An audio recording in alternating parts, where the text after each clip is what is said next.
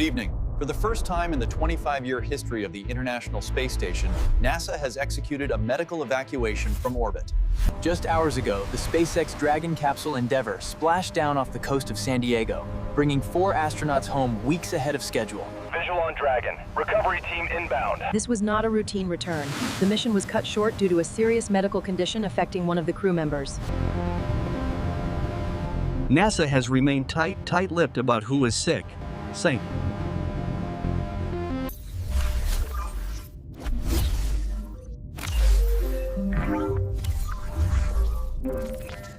Officials insist the astronaut is stable, but the decision to scrub a spacewalk and bring them home proves one thing: orbit is a dangerous place to get sick. Tonight we are breaking down exactly what happened, the risks of space medicine, and what this historic evacuation means for the future of NASA. You are watching Space News Daily. I'm your host, an elderly African-American man, and this is the full story of the Crew-11 evacuation. The trouble began on January 7th. NASA abruptly canceled a scheduled spacewalk for astronauts Zena Cardman and Fincke. At the time, they cited a medical concern. Hours later, the decision was made. The medical risk was too high to keep the crew in space. The return was fast. Less than 11 hours after undocking, the crew was plummeting through the atmosphere toward the California coast. At 12:41 a.m. Pacific time, they hit the water. It was a pitch-black, middle-of-the-night splashdown, a challenge for recovery teams. But here is where it gets unusual. Typically, astronauts undergo checks on the ship and fly home the next day. Not this time. All 4 crew members were immediately transported to a San Diego hospital for an overnight evaluation. NASA wasn't taking any chances. The crew features an experienced mission commander, a skilled flight specialist, an international mission engineer.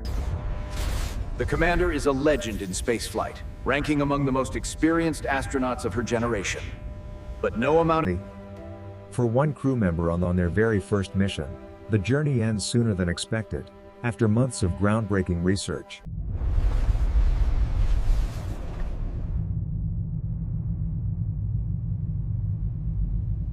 Godspeed, Crew-11.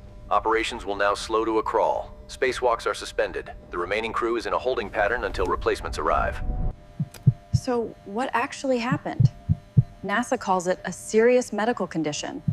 But why the secrecy? Medical privacy laws protect astronauts just like anyone else.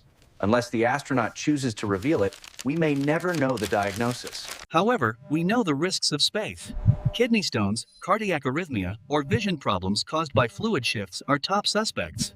In the past, astronauts have treated blood clots and infections remotely. But this time, the ISS medical kit wasn't enough. Agency leadership made it clear. Remaining in orbit posed an unacceptable risk, one they were not prepared to take. This is rare. The only comparable event was in 1985, when Soviet cosmonaut Vladimir Vasutin was evacuated. That was 40 years ago.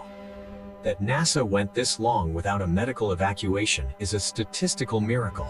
Space is brutal on the body. 167 days in microgravity causes muscle atrophy and bone density loss, even with exercise. Fluids shift to the head, putting pressure on the eyes. The immune system weakens. Even a minor infection can become a major threat. And to get to a hospital, you have to survive re-entry. A sick astronaut must endure up to 4 Gs of force while strapped in a capsule. It's a violent ride. If the medical condition involved internal bleeding or heart issues, the return trip itself was a massive gamble. The vehicle for this rescue was the SpaceX Dragon Endeavour. It's fully autonomous, which was critical for this mission. Undocking happened smoothly. But unlike a normal return, the timeline was compressed. They aimed for the closest possible landing window. Usually, they aim for Florida. But weather forced a Pacific landing near San Diego, adding logistical complexity to the medical transfer. The splashdown was soft. But for a patient in a medical crisis, the motion of the ocean can induce severe nausea. SpaceX recovery teams practiced this. They reached the capsule in record time, stabilized it, and got the hatch open. After 5 months in 0G, gravity feels crushing. Even healthy astronauts can't walk. Once at the hospital, the full battery of Earth-based tests began. Blood work, scans, and specialists were waiting. Meanwhile, back at NASA, plans are scrambling. The next crew launch, targeted for mid-February, might need to move up. The station is vulnerable with only 3 people. If something breaks, they don't have the manpower to fix it easily.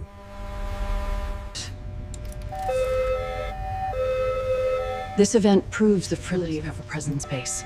We are all waiting. As we look toward Mars, this evacuation is a wake-up call. On a trip to Mars, there is no turning back to a hospital in San Diego. Future crews will need doctors and surgical capability on board. Crew-11 showed us that telemedicine has its limits. Despite the early end, Crew-11 was a success. They completed 140 experiments and advanced our knowledge of long-duration spaceflight. The good news is, they are home. The sick astronaut is receiving care, and the crew is reunited with their families. The data from this medical evacuation will rewrite safety protocols for decades. NASA will learn from every second of this return. Space is hard. It is dangerous. And sometimes the bravest decision. We will keep you updated as NASA releases more information on the crew's health. What do you think about NASA's secrecy regarding the medical issue? Is it justified? Let us know in the comments. Thanks for watching Space News Daily. Don't forget to like and subscribe.